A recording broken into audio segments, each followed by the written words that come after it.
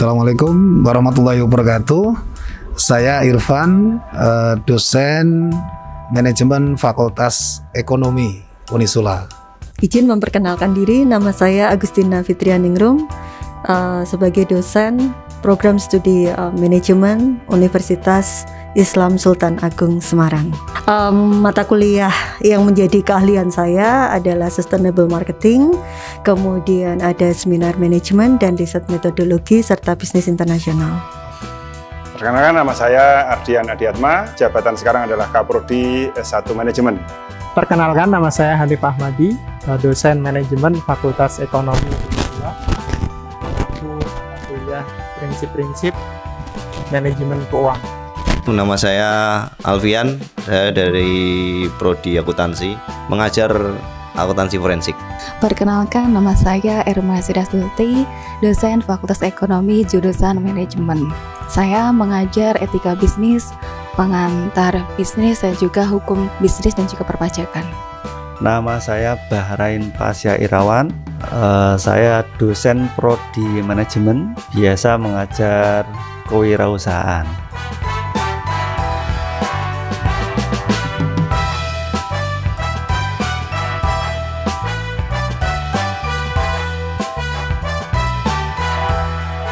Saya utama senang mengajar offline ya. Walaupun online pada akhirnya saya juga senang ya. Tetapi kalau diberi pilihan online atau offline, saya lebih senang mengajar offline atau mengajar luring.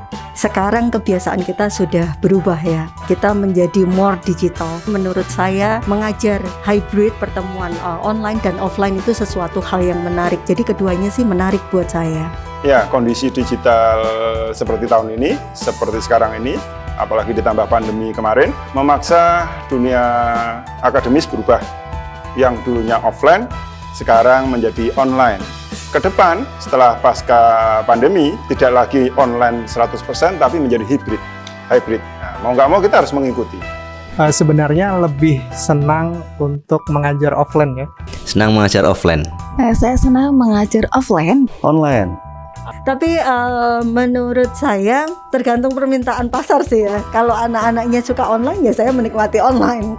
Soalnya kita bisa berhubungan langsung dengan mahasiswa, sehingga materi yang diajarkan pun bisa masuk dengan maksimal. Alasannya senang ketemu teman mahasiswa daripada hanya menatap laptop. Bisa visualisasi.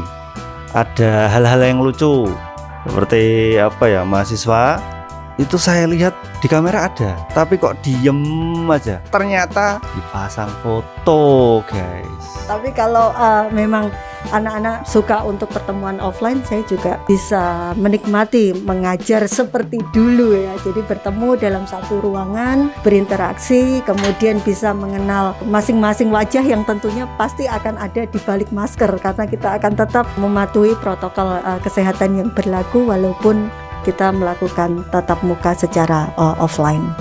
Nah, dari situ saya kadang sampling, saya panggil satu-satu. Kayak ada bunyi gemericik, ada yang di kamar mandi. Wah, itulah lucu-lucu. Tapi kalau memang sukanya sih ya online, tapi juga offline juga saya suka. Karena offline saya bisa bertemu dengan mahasiswa saya bisa lebih mengenal mereka, jadi bondingnya lebih terasa. Tapi kalau seterusnya online saya nggak suka, karena nggak bisa maksimal lah. Artinya penyerapan dari mahasiswa itu tidak bisa maksimal kalau secara online. Cenderungnya itu pada menyepelekan. Join, tapi kita nggak tahu, ada yang kamar mandi, ada yang di jalan. Nah itu tidak bisa maksimal.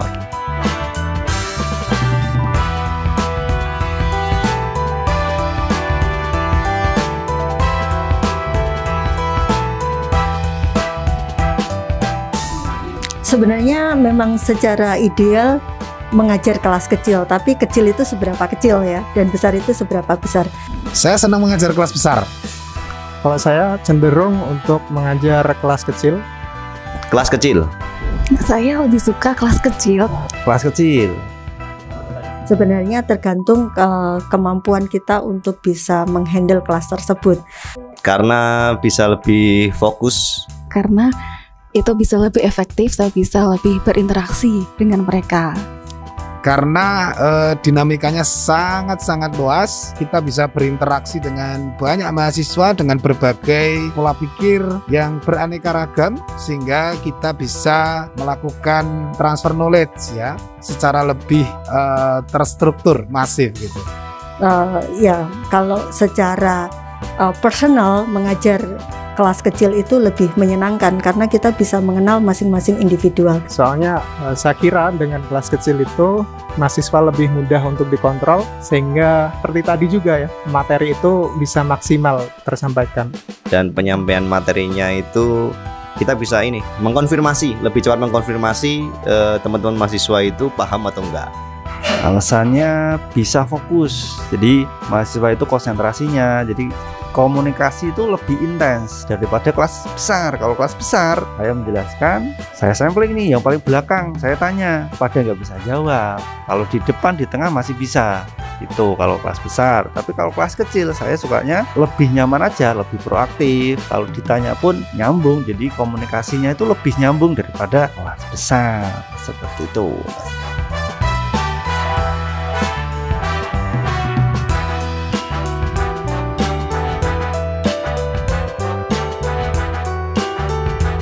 Pertanyaannya sulit ya. Saya lebih senang mahasiswa yang cerdas.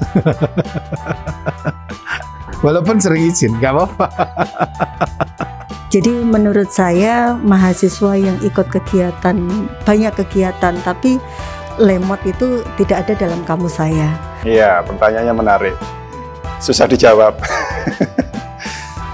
Kalau saya sih pilihan kedua ya, ikut kuliah terus tapi lemot.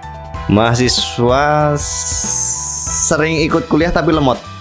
Saya lebih suka yang pertama, jarang masuk tapi cerdas.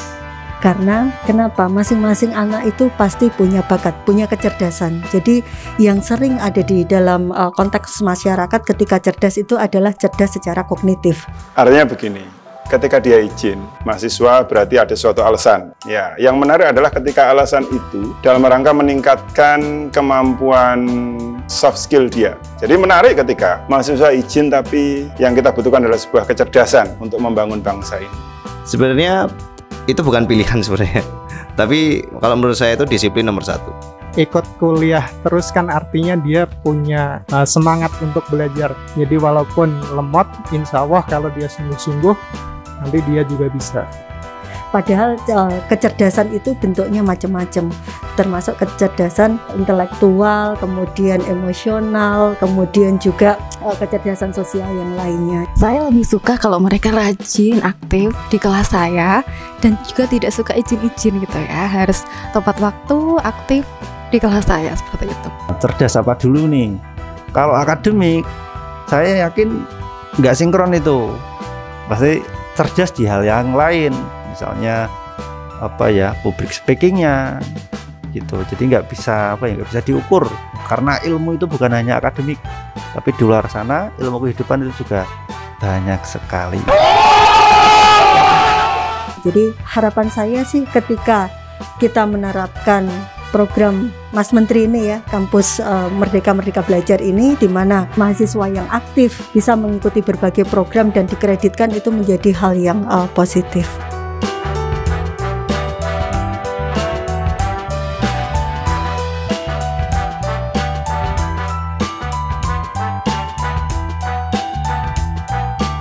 Menimbang positifnya adalah lebih baik ketika kita membagi waktu antara belajar tetapi tetap ikut dalam organisasi. Sebenarnya ini style mahasiswa ya, yang tidak bisa dipilih oleh dosen. Saya karena berangkat dari seorang aktivis, maka tentu saya lebih senang mahasiswa yang aktif di organisasi. Kalau untuk masalah ini saya kira harus melihat di pertengahan ya. Jadi mahasiswa itu harus rajin membaca juga, tetapi tidak lupa dengan organisasi untuk mengasah soft skill-nya. Mahasiswa aktivis organisasi. Seharusnya mahasiswa selain kutu buku juga aktif di organisasi. Aktivis organisasi pasti. Karena ketika mahasiswa ini menjadi seorang kutu buku, kita harus mendorong seseorang itu untuk belajar juga bersosialisasi. Karena teman-teman atau adik-adik mahasiswa yang aktif di organisasi biasanya dia memiliki technical skill, kemudian critical thinking, ya, juga problem solving yang mungkin melebihi teman-temannya yang tidak pernah aktif di organisasi. Karena di situ kita akan dapat meningkatkan kemampuan soft skill kita. Karena ilmu itu bukan hanya dari buku, misalnya aktif organisasi, ketemu orang ya, ngobrol gitu ya, kayak di warung kopi gitu ya, angkringan, tongkrong, itu juga sebenarnya belajar. Sebenarnya kalau kita ikut organisasi itu lebih banyak hal yang bisa kita pelajari sebenarnya ya. Karena aktif organisasi itu bisa menambah pengalaman mengorganisir atau memanage suatu organisasi apabila di perusahaan. Nah, itu bisa menjadi salah satu pengalaman mereka. Tapi sebenarnya kalau pilihannya seperti itu juga sulit, karena mahasiswa aktivis organisasi juga harus ya mau belajar gitu, jangan hanya aktivis organisasi tapi kuliahnya juga karena itu nggak bagus juga. Jadi kalau saya sudut pandangnya itu akademik itu hanya apa ya, ilmu yang sedikit dari ilmu dunia.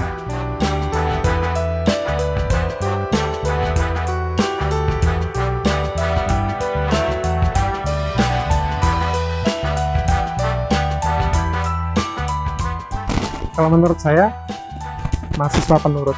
Saya lebih suka mahasiswa yang pintar. Mahasiswa penurut. Mahasiswa pintar. Tidak nurut sama saya nggak apa-apa, tapi yang penting pintar. Saya pakai filosofi Jepang saja ya. Jadi kalau di Jepang setiap individu itu adalah blank sheet gitu.